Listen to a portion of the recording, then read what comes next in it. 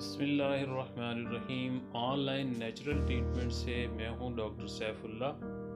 आज हम आपको बताएंगे यूरिक एसिड के बारे में। यूरिक एसिड प्यूरिन चर्बी के टूटने की वजह से जिस्म में बनता है, जो खून से गुर्दों तक आता है और वहां से पेशाब के ज़रिए बाहर खारिज हो जाता है।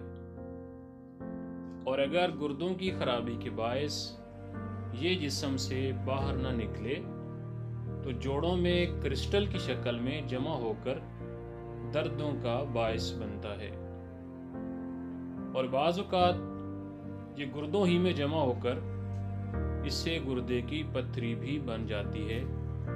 मर्दों में इसकी नॉर्मल मिकदार 4 से 7 मिलीग्राम और औरतों में 4 से 6 मिलीग्राम तक होती है।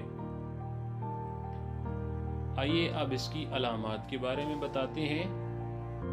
जोड़ों का दर्द, गुर्दों की पथरी, सुस्ती, काहली, पूरे जिस्म में दर्द होता है। ख़ास तौर पर सुबह के वक्त दर्द ज़्यादा हो जाता है। इसका परहेज़ बड़ा गोश्त, अंडा, कलेजी, दालें, चिकनाई और चावलों से मुकम्मल परहेज़ करें। आइए अब इसके इलाज के बारे में बताते हैं कि सुबह नहार वो 1 गिलास पानी में 1 नींबू निचोड़ के पिए। इसबगोल, सब्ज़ चाय और पानी ज़्यादा पिए। खीरों का रस निकाल के पिए।